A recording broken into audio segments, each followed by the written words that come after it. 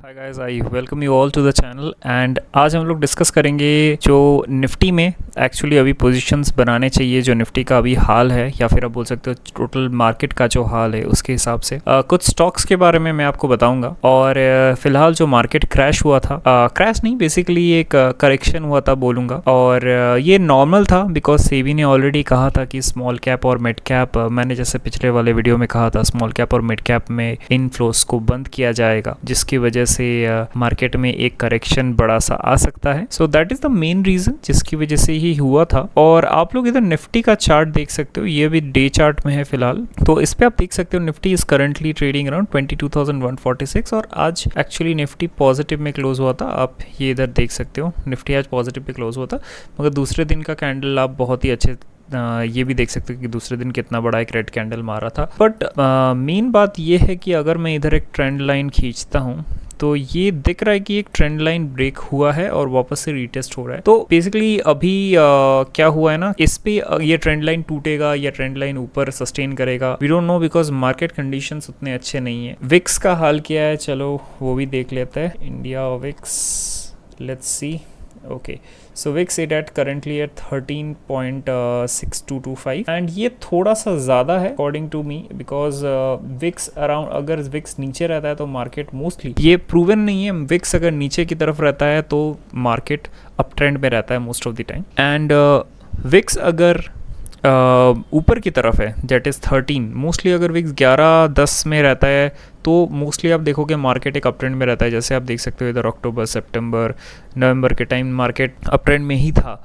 And उसके बाद जैसे ही विक्स ऊपर आना चालू हुआ, मार्केट में वोलेटिलिटी, विक्स मतलब वोलेटिलिटी इंडेक्स, वोलेटिलिटी जितनी बढ़ेगी विक्स उतना बढ़ेगा। तो इसकी वजह से विक्स अब बढ़ रहा है और विक्स अभी तो घटा है उस दिन के बाद। उस दिन I think this is 28 Feb, no this is not that, ये डे चार्ट में। तो या इस दिन देखो 13 मार्च को, जिस दिन मार्केट में करेक्शन हुआ था, दैट इज यस्टरडे, उस दिन भी बहुत ज़्यादा विक्स ऊपर चला गया था और फिर से नीचे आ गया। That is a normal case. And फिर से हम लोग चलो निफ्टी में चले जाते हैं। ओके, सो हम लोग इधर थे, तो इस पे हम लोग ये देख सकते हैं कि निफ्टी एक ट्रेंड लाइन बना रहा है, जैसे मैंने आपको बोला। और कुछ स्टॉक्स जैसे आज कल IRFC, जैसे आप इधर में ये मार्केट मूड इंडेक्स में इधर खोल के रखा हूँ, just for the time being, मैं ऐसे आपको दिखाना चाहता हूँ। मार्केट मूड इंडेक्स आप लोग देख सकते हो। तो इसमें क्या होता है कि मार्केट मूड इंडेक्स में मोस्टली ग्रीड और एक्सट्रीम ग्रीड तब आता है जब बहुत ज़्यादा मार्केट में बाइंग हो जाती है। और ये आप टिकट टेप में आपको मिल जाएगा, ये ऐप भी है इनका। और एक ये कोई प्रमोशनल वीडियो नहीं है, जस्ट इसको बहुत लोग यूज़ करते हैं। एक्सट्रीम फियर मतलब बहुत ज़्यादा जब मार्केट में सेल ऑफ चालू हो जाए, जैसे अगर मार्केट बहुत दिन तक डाउन रहे तो ये एक्सट्रीम फियर में चला जाएगा। तो इस टाइम ये ग्रीन है और ये रेड है, क्योंकि एक्सट्रीम ग्रीड में इन्वेस्ट नहीं करना चाहिए, क्योंकि मार्केट बहुत ज़्यादा ओवर वैल्यूड रहता है। और ये कोई स्पेसिफिक हिस्टोरिकली प्रूवन चीज़ नहीं है। मोस्टली आप एक्सट्रीम ग्रीड और फियर से ही इन्वेस्ट नहीं कर सकते, आपको बहुत सारे पैरामीटर्स का भी ध्यान रखना पड़ता है इस मामले में।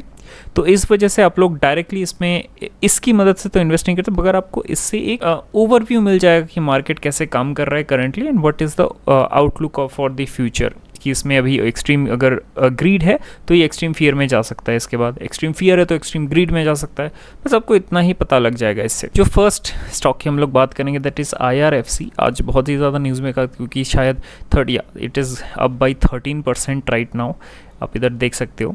एंड ये आज का वन डे का चार्ट है, आप देख सकते हो कितनी तेज़ी से ये भागा है। और इस पर पहले जब ये निकला था, शायद इसमें अपर कुछ दिन पहले जब ये बहुत ज़्यादा तेज़ी से भाग रहा था, कुछ दिन मतलब कुछ महीनों पहले, शायद इसमें एक लिमिट लगा दिया गया था कि दिन में ये 5% के ऊपर नहीं जा सकते। उसके बाद लिमिट को हटा दिया गया, इसीलिए इतने तेज़ी से भाग रहा है ऊपर। और अगर आप एक वीक का चार्ट देखो तो इस पर आपको दिखेगा कि ये है, that is I think is Wednesday, या today is Thursday. So Wednesday के दिन ये कितना ज़्यादा गिरा था, अराउंड आई थिंक या 8 to 9% ही गिर गया था। और ये फिर से ये 1 वीक में है, राइट। वेडनेसडे के दिन, वेडनेसडे के दिन बहुत तगड़े तरीके से ये गिरा था और करीब 9-10% ही गिर गया था। और आज वापस से ये अपमूव की तरफ दे दिया और अराउंड 13% का अपमूव ये दे चुका है ऑलरेडी।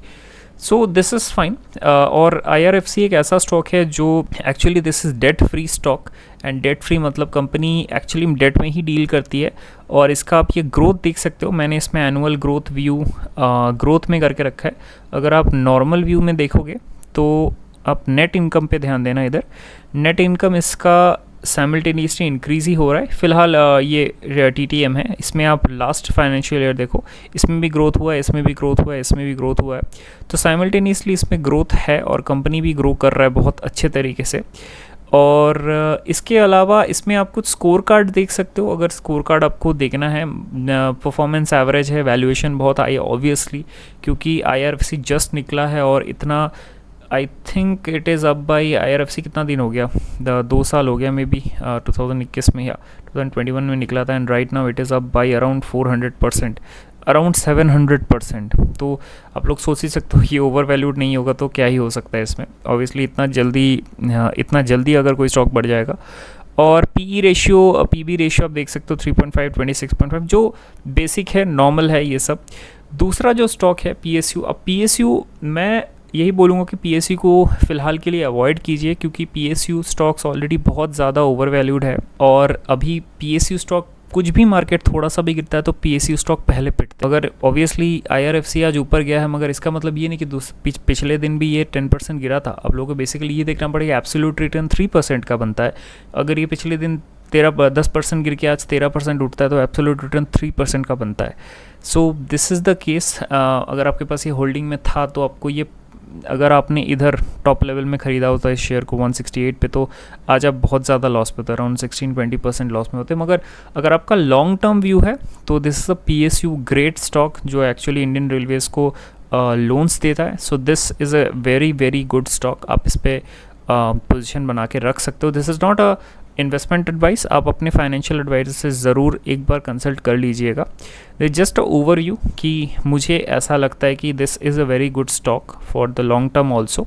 और इसके बीच में मैं आपको बताता हूँ, ट्विटर में तो बहुत सारे ऐसे कमेंट्स चलते रहते हैं कि जब ये इस प्राइस पे था अराउंड 27-26, तो इस प्राइस पे बहुत लोग बोल रहे थे कि this will not go up, this will stay as it is, इस पे वैल्यूएशन अच्छा नहीं होगा। मगर एक्चुअली कुछ थ्रेड्स आपको ऐसे भी मिल जाएंगे जिस पे कुछ लोग बोल रहे थे कि दिस विल गो अप।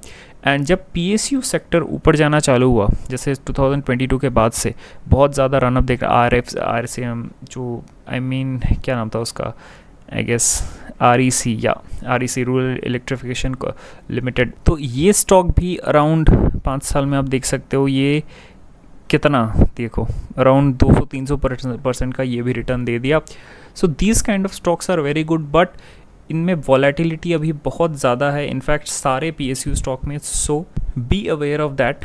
तो इस वजह से इनमें तो अभी फ़िलहाल मैं इनको अवॉइड करूँगा। अगर मार्केट स्टेबलाइज होता है फिर मैं इनमें पोजीशन बनाने का सोचूंगा। और अगर हम लोग मिड कैप और स्मॉल कैप की बात करें, मैं एक बार मिड कैप का खोल लेता हूँ, Nifty mid cap, CNX mid cap, या दिस वन। अगर हम लोग मिड कैप की बात करते हैं तो mid cap is down by 5%, जो नॉमिनल है एक्चुअली। ये 5% गिरने का मतलब बहुत सारे स्टॉक बहुत 9-10% गिरे हुए हैं। और आप लोग कुछ स्टॉक देख सकते हो, जैसे अच्छे निफ्टी के ही स्टॉक्स बहुत ज़्यादा डिस्काउंट में अवेलेबल है। जैसे अगर आप मैं एग्जांपल को पकड़ूँ, एशियन पेंट्स हो गया, या फिर और मुझे इधर देखना पड़ेगा, just give me a second, think या एशियन पेंट्स मुझे एक याद है वो बहुत ज़्यादा डिस्काउंट में था। फिर डाबर हो गया, डाबर बहुत ज़्यादा डिस्काउंट में है। तो ये बहुत सारे ऐसे अच्छे स्टॉक भी डिस्काउंट में आपको मिल सकते हैं। मगर इसका मतलब ये नहीं कि आप वो डिस्काउंट में मिल रहा है तो दूसरे मेट्रिक्स बिना देखिए आप उसमें इन्वेस्ट कर दोगे। You should do your own research first, then only you should invest. And आप ज़रूर अपने कंसल्टेंट या फिर आप खुद अगर इन्वेस्ट करते हो तो खुद एक बार खुद से रिसर्च करके ज़रूर देखिएगा। एंड दूसरे स्टॉक की अगर बात करूँ मैं, एक तो हो गया IRFC, दूसरा हो गया IREDA। ये बहुत ही ज़्यादा चर्चा में रहा है, और क्योंकि ये अपर सर्किट मार रहा था, इस पर लिमिट लगा दिया गया बाद में कि 5% ऊपर नीचे ही कर सकता है। And that is a normal norm that is being followed. अगर कोई स्टॉक इतना जल्दी ऊपर भाग रहा है तो इस स्टॉक में भी कोई ख़राबी नहीं है। ये मतलब ये कंपनी लॉस में भी नहीं है, और ये एक्चुअली रिन्यूएबल एनर्जी के प्रोजेक्ट्स को फंड करती है। जैसे IRFC हो गया, रेलवेज़ के प्रोजेक्ट्स को फंड करती है, उनको लोन देती है, ये रिन्यूएबल एनर्जी के प्रोजेक्ट्स को लोन देती है और वापस उनसे जो इंटरेस्ट है वो लेती है। तो आप इसका नेट इनकम देख सकते हो, पोटेंशियल बहुत ज़्यादा है क्योंकि ये साइमल्टेनियसली ग्रो हुआ है 2016 17। थोड़ा सा एवरेज इसमें आप बोल सकते हो 22 में इसका 633 करोड़ से फिर 864 करोड़, तो बहुत बड़े बड़े ये जंप्स लगा रहा है अभी अपने प्रॉफिट मार्जिन्स पे। ये नेट इनकम दिखा रहा है आपको, अर्निंग्स पर शेयर भी बढ़ रहा है, ये आप देख सकते हो। एंड पे आउट रेशियो इसमें 0 दिखा रहा है, ओके फाइन। एंड अभी तक जैसे मोस्ट ऑफ दी IRFC ने भी डिविडेंड अनाउंस किया था, PFC भी डिविडेंड अनाउंस करती है, REC भी डिविडेंड अनाउंस करती है, मगर इसके हिसाब से IREDA अभी तक डिविडेंड अनाउंस नहीं की है। Instead of being this is also a PSU stock. And दूसरी बात, आप अगर नोटिस करोगे, मैं और एक स्टॉक दिखाता हूँ आपको, ये आपको शायद याद होगा, मैंने इस पर एक वीडियो भी बनाया था मेरे इंस्टा में, या 1 मंथ, ये गिरा कब था, I guess 1 week price chart, Polycab, just give me a second, मैं एक बार चेक कर लेता हूँ, या गॉट इट, ओके। ये आप देख सकते हो जैन में अराउंड 28% ये फॉल हो गया था। इसके पीछे का रीज़न था कि IT का एक न्यूज़ आता है इनकम टैक्स का कि इसने कोई टैक्स फ्रॉड किया है, समथिंग लाइक दैट। एंड मैंने अपने वीडियो में यही कहा था कि ऐसे जो बड़े बड़े कंपनीज़ हैं ये ऐसी चीज़ों में निकल जाते हैं most of the time. 90% of the cases में ऐसे कुछ होता है, फिर इनका ऑडिट होता है, फिर इनका चेकिंग होता है, फिर इनको शायद अगर ये लोग पकड़े जाते कि actually you are guilty about for that, then ये लोग का कुछ फ़ाइन बनता है, फिर फ़ाइन देके ये लोग निकल जाते हैं। एंड ड्यू टू इनका गुडविल ज़रूर डाउन होता है, मगर मोस्ट ऑफ द टाइम ये लोग निकल जाते हैं। और इस कंपनी का आप ऊपर इनकम देखिए, जस्ट सी द इनकम, ये इतना अच्छा ग्रोथ इस कंपनी का है, इतना अच्छा जंप देख रहे हो, 800 to 900 to 1200 crore. So this is a massive company right now. Revenue forecast भी आप देख सकते हो। एंड ये ऐसे स्टॉक, मतलब ये आप देख सकते हो, इधर जो ये कंपनी गिरा, ठीक है, मोस्ट ऑफ द टाइम सारे बड़े इन्वेस्टर्स ने इधर पैसा बनाया होगा शॉर्ट सेल करके कि पैनिक में आके सारे लोग इसको सेल करेंगे। अब मोस्ट ऑफ द टाइम आप जैसे मेरे और छोटे रिटेल इन्वेस्टर्स भी इसको यही सोचेंगे कि ये तो भैया गिरेगा, क्योंकि ये ऑब्वियसली एक फंस चुका है IT के केस में, अब इसके चिट्ठे किट्टे खुलेंगे। और ये फिर जैसे आप देख सकते हो, अदानी हिंडनबर्ग रिपोर्ट जब आया था, अदानी फिर भी क्लीन चिट मिल गया था अदानी को बाद में, राइट। सो उसमें भी कोई प्रॉब्लम नहीं था। तो मोस्ट ऑफ द टाइम ये कॉमन है कि ये सारे शेयर्स ऐसे गिरेंगे कुछ ना कुछ रीज़न से। और ठीक इधर अगर बहुत सारे इन्वेस्टर्स ठीक इधर इन्वेस्ट किए होंगे उसी दिन, और अब देखिए 26% का रिटर्न उन लोगों ने जनरेट कर दिया होगा, just by following the correct formula, और you can say correct news. और ये अब देखो परफॉर्मेंस लो है, वैल्यूएशन हाई है, और ये मोस्ट ऑफ द टाइम पता नहीं क्यों हाई दिखाता रहता है हर एक स्टॉक में। ये शायद PE रेशियो को कंसिडर करता है, PE एंड अदर रेशियोज़ को ये कंसिडर करके दिखाता है। मगर कौन सा स्टॉक हाई वैल्यूड है, कौन सा स्टॉक लो वैल्यूड है, इसका कोई भी अभी तक एक्चुअल प्रूफ नहीं दे पाया है। क्योंकि कोई स्टॉक अगर हाई PE पे चल रहा है, नोटिस कीजिएगा, कोई स्टॉक अगर बहुत हाई PE पे चल रहा है तो ये भी देखा गया है कि वो स्टॉक और जल्दी और ऊपर जाता है। फिर अगर उसका इनकम ज़्यादा हो गया, उस स्टॉक में अगर कुछ न्यूज़ आया कि जिसके इसका इनकम ज़्यादा होने वाला है, तो वो स्टॉक फिर से उसका PE लो हो जाता है क्योंकि इनकम बढ़ जाता है। तो ऐसे बहुत बार ऐसे चीज़ें देखेंगे कि PE रेशियो या फिर PB रेशियो, ये सारे रेशियो से आप ये कंसिडर नहीं कर सकते कि ये वैल्यू ज़्यादा है किसी कंपनी का, या फिर वैल्यूएशन बहुत हाई है या वैल्यूएशन बहुत लो है। तो ये आप ऐसे कंसिडर नहीं कर सकते। ये जस्ट एक एनालिसिस के लिए ये लोग यूज़ करते हैं, आप ऐसे यूज़ कर सकते हो। अगर आप एक इन्वेस्टर हो तो आपको बस तो लॉन्ग टर्म के लिए सोचना है। अगर कंपनी अच्छी है, कंपनी के फंडामेंटल्स, और if it is creating a difference in the market, then it will definitely grow. जैसे मेरे को लगता है जैसे IRFC हो गया, ये मोनोपोली क्रिएट कर रहा है अपने मार्केट में, IREDA मोनोपोली क्रिएट करता है, तो ये सारे शेयर मोस्टली ग्रो होने चाहिए according to me. So let's see what happens. तो ये 3 स्टॉक के बारे में आपको बताना था। एंड मिड कैप और स्मॉल कैप में फ़िलहाल के लिए तो मैं पोजीशन नहीं बनाऊंगा, बिकॉज मिड कैप और स्मॉल कैप के ETFs में या फिर किसी में भी आप बोल सकते हो, क्योंकि अभी जब तक इलेक्शन नहीं हो जाता या फिर उसके सामने अगर कोई फ्लैश क्रैश आता है या फिर फ्लैश कुछ भी हो सकता है, क्योंकि रिसेशन के रिपोर्ट्स आ रहे हैं, तो मिड कैप स्टॉक्स इन सब से मैं दूर ही रहूँगा।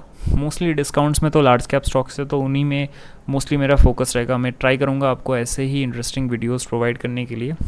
मिलते हैं नेक्स्ट वीडियो में। I hope you liked it and please do subscribe to the channel if you are new to the channel and also like the video, क्योंकि आप लोग शायद भूल जाते हो पूरा वीडियो देखते देखते कि लाइक और सब्सक्राइब को ही करना होता है। तो मिलते हैं नेक्स्ट वीडियो में। I hope you have already subscribe to the channel.